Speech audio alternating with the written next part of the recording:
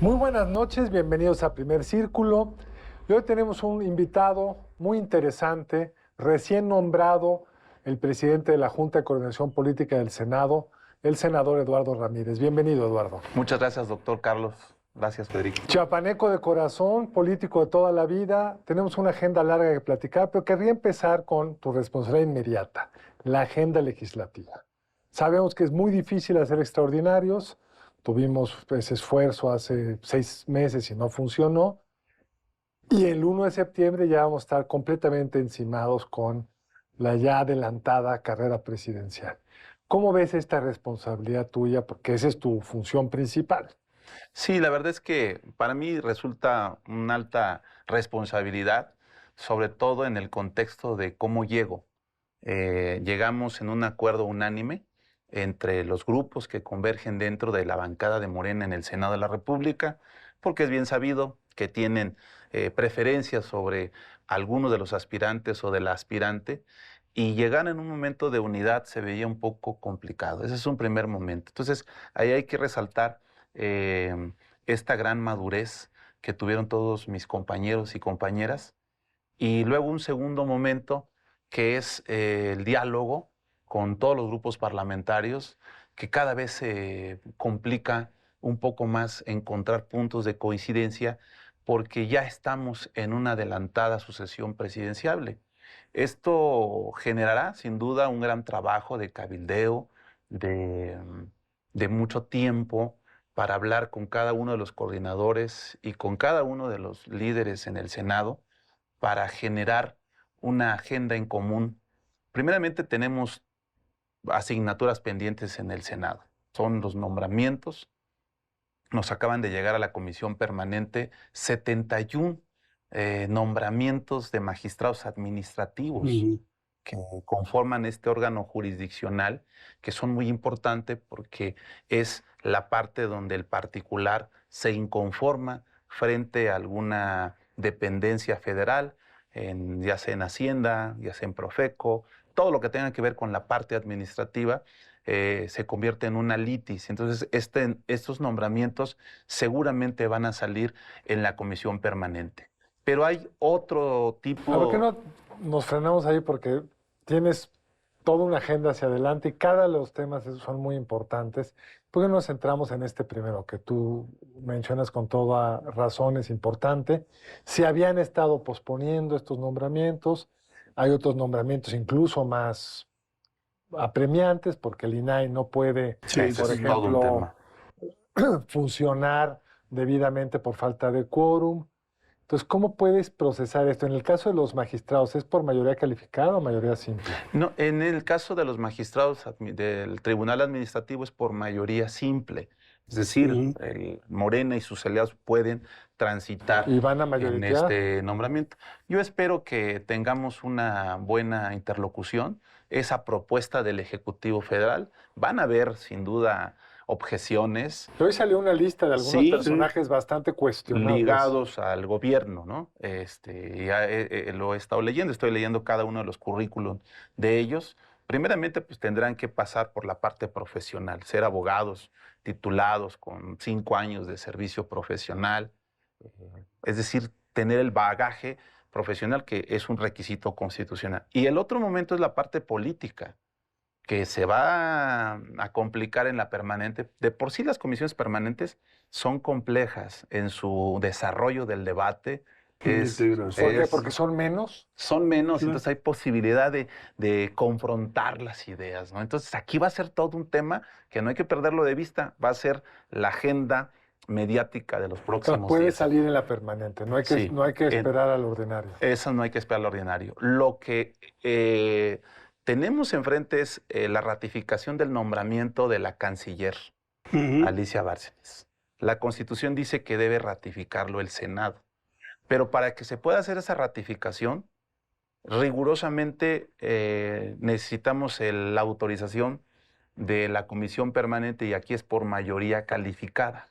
De encontrarse la mayoría calificada, ellos van a poner sobre la mesa el nombramiento de los comisionados del INAI. Es un tema que ha venido postergándose en un primer momento por falta de consenso en mi grupo parlamentario, que es Morena, y en el otro es que nos alcanzaron los amparos, y entonces nos obligan a nombrarlos. Este es un tema que voy a consensuar con todas las fuerzas políticas, voy a dialogar con ellos para que se incorporen incluso nombramientos de magistrados regionales electorales. Tenemos 5 circunscripciones. Al día de hoy, todas las salas regionales electorales les hace falta un magistrado o magistrada. Y luego vamos a los tribunales locales electorales, ya llegaron más de 40 nombramientos que no se han otorgado y que son por mayoría calificada en el Senado de la República. Entonces sí es un... ¿Y eso puede ser comisión permanente o no, tienes que llevar un extraordinario? Tiene que ir un extraordinario rigurosamente. Ahora, a mí me gustaría regresar a lo del INAI porque muchas personas no saben lo que hace el INAI hasta el momento en que necesitan de él, ¿no? La típica institución. Escuchas de ella, pero en tu vida cotidiana no te afecta, salvo cuando tienes que, por ejemplo, sacar las semanas de aportaciones al Seguro Social, porque es una de las digamos, de los trámites más, diría yo, solicitados y que están atorados. Y ahí sí se está afectando la vida de ciudadanos muy concretos. Cada semana se acumula alrededor de entre 500 y 600 casos. Es decir, ahorita ya debemos haber rebasado los 7,000 casos que tendrían que ser discutidos. Yo creo que es muy grave. Y la gente, pues la verdad es que no entiende por qué no se da esto con la otra, que al haber un pronunciamiento del judicial, pues se podría invocar el desacato por parte de los legisladores. ¿Y eso cómo se come, no? ¿Cómo sería esto? ¿Cómo ves tú el panorama? En el tema del INAI, Federico, es un órgano autónomo que, hay que decirlo a todas sus letras mayúsculas, fue una conquista ciudadana. Por supuesto. Que se dio en una década atrás. Y esta conquista ciudadana genera la transparencia, la rendición de cuentas. En el hecho de no tener 3 comisionados del INAI, definitivamente dejan un estado de indefensión a este órgano autónomo. Lo que ha resuelto la Corte, está supliendo la Corte el trabajo del legislativo, y lo está supliendo porque ve una crisis política dentro, concretamente, del Senado. Por un lado, el grupo mayoritario, que es Morena, siempre, digamos, coopera con el gobierno actual. Y entonces hay posiciones distintas de quienes creen que el INAI no debe de funcionar porque para eso existe la Secretaría de la Función Pública. Y ya ven, hay otros que dicen, a ver, no, hay que nombrarlo, pero no podemos nombrar y llevar los 3 nosotros porque necesitamos no cederle, sino hacer una mayoría calificada donde la oposición también debe sugerir para Además, poder lograr las hay 2 un terceras proceso partes. de calificación muy riguroso. Sí. No es algo así nada más de por dedo, y se había hecho ese proceso. De hecho, ahí están sentados, por decirlo de alguna manera, esperando, ¿no? Hay una convocatoria donde pasan lo que le llamamos la idoneidad, y luego viene la parte de la elección. O sea, hoy no necesitamos una nueva convocatoria. Ahí están ya. Ahí están los mejores promedios, ahí están los mejores perfiles, pero como no logramos dentro de Morena, nosotros como grupo parlamentario, convencernos y sacar un criterio de unidad, yo propuse incluso que se reformara la ley orgánica del INAI, la ley federal. Esta ley federal es decir, si son 7 integrantes, la mayoría para poder sesionar se cumplen con 4. Y la ley menciona que deben de ser 5. Aquí, y podíamos encorchetar estas 3 hasta que tuviéramos una posibilidad de entendimiento y de punto de acuerdo. Se desechó. Tampoco hubo acuerdo. No, se desechó, definitivamente no. Y entonces ahora, como bien lo dijo Federico, tenemos muchos resolutivos pendientes que está acumulando en perjuicio de la sociedad. Y mira, mencionaste algo que es muy importante. Si bien el INAI nació en el segundo año de gobierno de Vicente Fox, eso hay que reconocerlo. Con IFAI, entonces. En aquel momento IFAI, eso estuvo en el 6º constitucional desde 1977. O sea, nos tardamos un cuarto de siglo en reconocer que era un derecho ciudadano el poder meter las narices y saber cómo se administran los dineros, en este caso de la Federación y después de los estados. Se adelantó don Jesús Reyes Heroles Se en adelantó, aquella época sí. en la parte política electoral y en la reforma del artículo Sí. 6º, el acceso a la información. Ahí quedó. Y en ese entonces no era un derecho humano, era una garantía individual. Así Ahora es. con el nuevo sistema es los derechos humanos a partir de la reforma del 2011. Es cierto, no teníamos ley reglamentaria, no había nada hasta en la época después del 2000, se establece este instituto y ahora está teniendo pues, ciertos obstáculos. Celebro que estén trabajando y que están sacando sus dictámenes, aunque los dictámenes que deben sacar deben de ser vinculatorios. Y hoy no tienen Esa capacidad. capacidad vinculante. Suena un poco raro para un ciudadano y para mí que analizo estas cosas, que en fin, una fracción de Morena cree que no debe de existir el INAI. Pero ahora sí, la ley es la ley los obliga a nombrar a alguien. Estamos gastando por una institución que no puede operar por falta de una persona. Si se logra un acuerdo político para desaparecer el INAI, pues será una tristeza, creo yo, pero es otro entorno.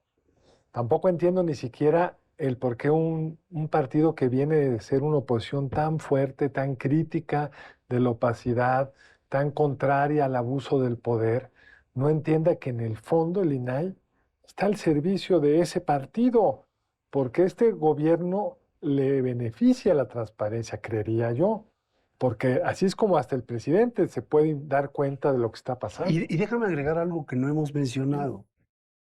La existencia del INAI es una garantía para los inversionistas. Muchas de las consultas que se hacían desde el IFAI y ahora INAI son de empresas internacionales que quieren saber ciertas cuestiones de cómo se están licitando en el país. Y eso les da garantías. Entonces es una mala señal que puede repercutir en que los inversionistas se detengan hasta que esto solucione, en el mejor de los casos. Si no es que dicen, me voy a otro país en donde esto ya está legislado. Sí, es cierto. Aquí hay una narrativa que incluso la considero en cierta manera justificada. Dicen, a ver, ¿cuándo empezaron a existir los órganos autónomos? A partir de que el PRI tiene el poder público y que el PAN acompaña en ese momento a los gobiernos y dicen, pues es que nosotros estamos legitimando las acciones de gobierno. Vayamos generando órganos autónomos donde nos den la oportunidad de participar y acompañar al Estado mexicano. Entonces dicen, este es un modelo que se creó como un traje a la medida, como un diseño institucional donde podían coexistir estas dos fuerzas. Desde el punto de vista político puede estar justificado, pero desde el punto de vista práctico, en lo que es México, lo que estamos viviendo, son necesarios. ¿Por qué? Hay organismos autónomos como lo es el IFETEL, como lo es la CRE, que son compromisos internacionales. O sea, el INAI no es un compromiso internacional, pero otros organismos autónomos no es tan Aunque sí es fácil. un compromiso constitucional. Ah, no, claro. No, y sí es internacional en tanto que México ratificó la Convención de la OCDE y la de Naciones Unidas. En ese sentido estamos obligados a tener el acceso. Sí, A ver, pero dentro yo me refiero dentro de los tratados internacionales, el TEMEC. El Fueron TEMEC no temas está. muy precisos. O sea, cuando el tema del Instituto Federal de Telecomunicaciones es un tema que está dentro del Tratado de México Estados con Canadá. El tema de la CRE, también de la Comisión Reguladora de Energía, es un compromiso internacional. Entonces, esto sí alteraba todo el diseño que hoy tenemos. Y esto va a tener todavía una larga discusión al interior de la bancada de Morena y a partir del 1 de septiembre seguirá esta petición. Yo no veo en este momento condiciones para llevar a cabo un periodo extraordinario. Vamos a intentarlo. Si es urgente, si es necesario, lo vamos a intentar.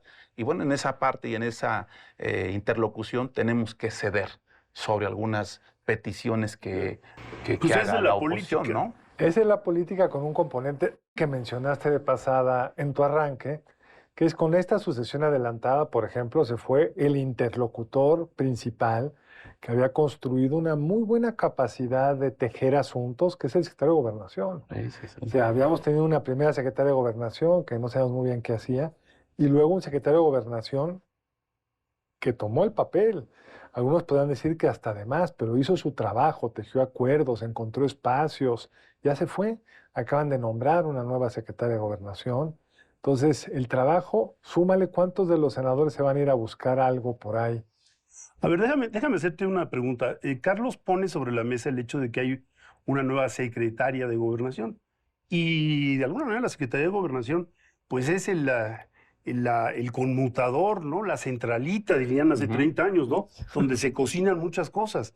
¿Crees que esto puede ayudar? Porque al fin y al cabo, el anterior secretario, pues era aspirante o suspirante a la presidencia. ¿Tú cómo ves esa relación? Pues bueno, la Secretaría de Gobernación tiene facultades legales, porque así lo marca la Ley de Sí. Administración Pública Federal, dice que será la encargada de tener el vínculo con el Poder Legislativo y con el Poder Judicial. Esta es una función muy importante que asume la nueva Secretaria de Gobernación, Luisa María Alcalde, que deberá tener la apertura, deberá tener la habilidad para poder sacar todos los pendientes que aún tiene el gobierno de México en la parte legislativa y también la composición de muchos órganos jurisdiccionales, como son los tribunales electorales locales. ¿Por qué es tan importante esto? Porque dicen, bueno, pues el tribunal electoral local, faltan 40 magistrados, magistradas. Sí, pero son los que van a calificar las elecciones de alcaldes, de presidentes municipales, de congresos Claro. locales. Estamos hablando de más de 2,000 fórmulas que van a inscribirse a los cabildos. Claro. O sea, aquí la Secretaría de Gobernación debe asumir una postura de cómo sí, de cómo podemos sacar los pendientes y no tener esta lógica de que no salga nada. Sí.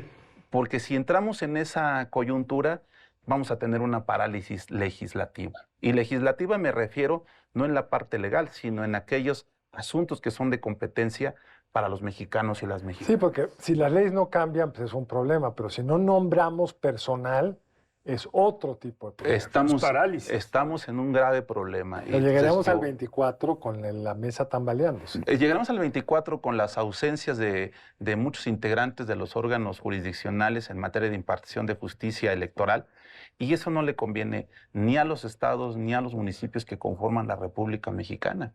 Aquí viene también nombramientos de magistrados electorales en este año del TRIFE, que Vienen son dos. Son dos. A fin de año, ¿verdad? Y esto es por mayoría calificada. O sea, es decir, vamos a dejar acéfalo, este órgano jurisdiccional, y que se queden de 7-5 calificando la elección. O sea, hay que actuar con mucha responsabilidad. Yo tendré una larga conversación con la Secretaria de Gobernación, profunda, de los intereses que tiene nuestra República para que esto tenga un buen proceso con todas las garantías de impartición de justicia que debemos de tener, porque de lo contrario estamos mandando una señal no correcta para los ciudadanos y para las ciudadanas. Sobre todo porque el momento más difícil de todo sistema político es la transición de poder.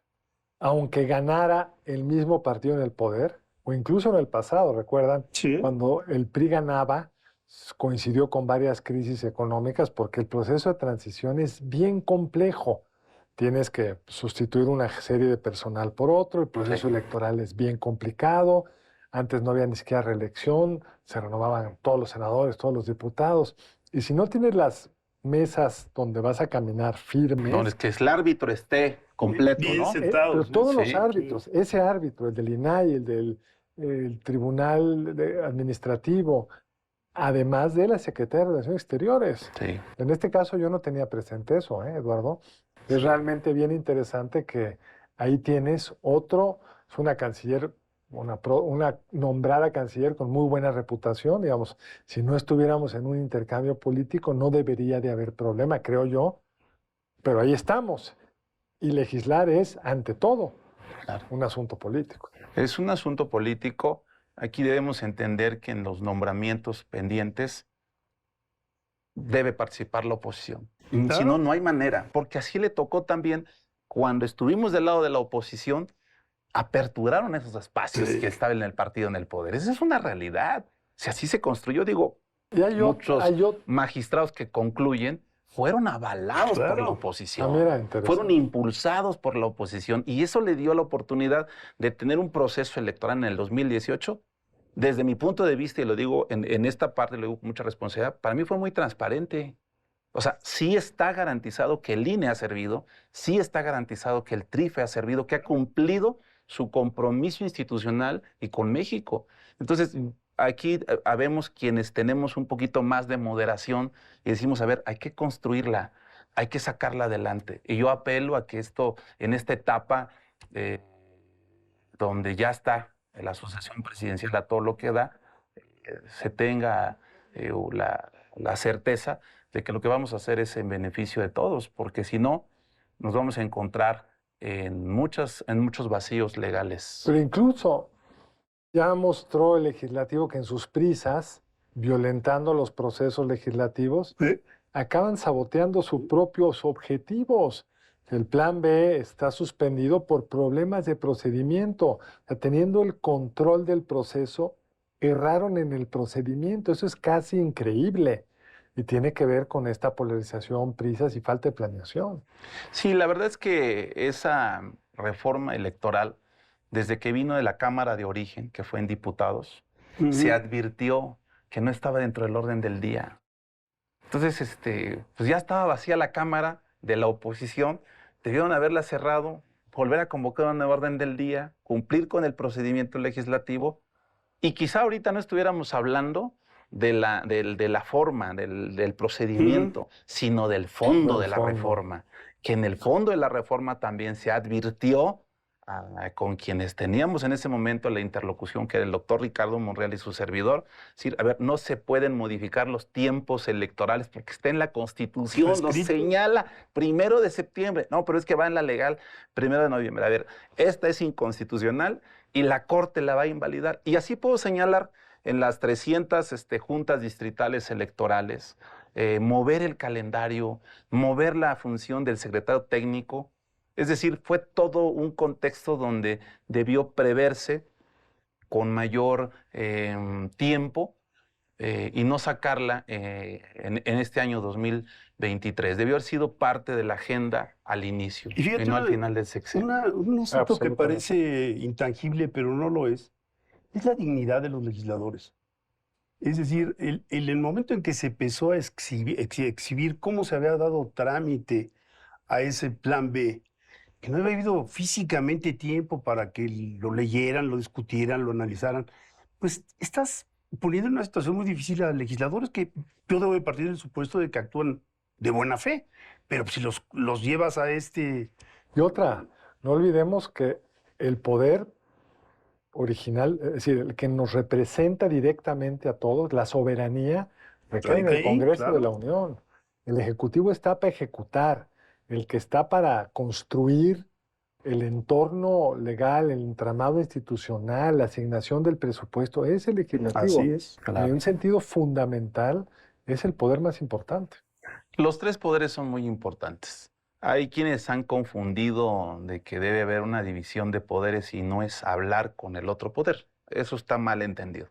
La auténtica división de poderes es respetarse en las esferas de cada uno de sus responsabilidades. Que además se cruzan naturalmente. Y afortunadamente, digo afortunadamente en mi caso porque soy abogado, nos está enmendando la plana a la Suprema Corte de Justicia. Porque son temas en los que nosotros hemos dicho, a ver, esto no va a transitar. Les pongo un ejemplo. Se cayó una reforma que votamos al inicio de la legislatura de la 64. Nadie puede ser contratado en el sistema financiero después de 10 años. Ah, sí. No se podía, lo advertimos y la Corte lo invalida. O sea, hay bastantes temas en los que hemos errado legislativamente y lo reconozco con mucha prudencia. Pero también es cierto que hemos tenido muchos aciertos en el Senado de la República. Construimos una Guardia Nacional por unanimidad, bueno, casi por unanimidad, un voto en abstención. Construimos un artículo 3º constitucional que pacificó a la parte del sureste de México. Construimos explícanos. Sí. Bueno, porque ustedes recordarán que cuando se hace la reforma del artículo 3º, Oaxaca, Guerrero, Chiapas, Michoacán, parte de la Ciudad de México, no estaban de acuerdo en que los maestros los metieran a una camisa de fuerza, queriéndoles aplicar exámenes incluso digitales, cuando en muchas de las comunidades del sur no hay condiciones. Entonces había una protesta violenta que llegaron al aeropuerto de la Ciudad de México, al bloqueo de carreteras, y se impuso esta reforma. Hoy los temas con los maestros no es un tema y ni son... Tendríamos que hacer otro programa. Vamos a hacerlo. La pregunta es cómo está la educación. Bueno, a ver, tampoco la reforma esa se aplicó. Bueno, No se aplicó. estaba aplicando, no, pero... nunca se aplicó. iba en camino. Me encantaría un día tener un Hablamos programa. sobre ese tema. Además, es un tema muy importante fue un tema en para el tu que estado, es muy yo importante. participé demasiado. Incluso fui una disidencia en ese momento como presidente del Congreso, que decían que yo estaba en contra de las reformas de ese momento del presidente Peña Nieto. Y no es que estuviera en contra, estaba en contra en que aplicaran la ley con el garrote y que llevaran y terminaran hechos de violencia con 8 maestros muertos en Oaxaca. Pues eso... Nos queda un minuto, senador. ¿Cómo querrías redondear? No, pues lo que ustedes digan. Federico. No, bueno, yo creo que, lo digo con toda honestidad, el tono negociador del senador alienta. ¿Por qué? Porque, como bien dijo Carlos, vamos a entrar a un año muy intenso, donde naturalmente las campañas confrontan, naturalmente se dicen cosas terribles durante las campañas, y escuchar al senador me deja más tranquilo. Te felicito. Gracias, Federico. Por estar allí a cargo de esto, y qué bueno que nos visitaste. Nos vemos la próxima semana aquí en Primer Círculo. Pues gracias, Eduardo. Gracias. Pendiente el tema del artículo 3º. Y a ustedes muchas gracias por acompañarnos en esta emisión de 30 minutos de Primer Círculo. Buenas noches.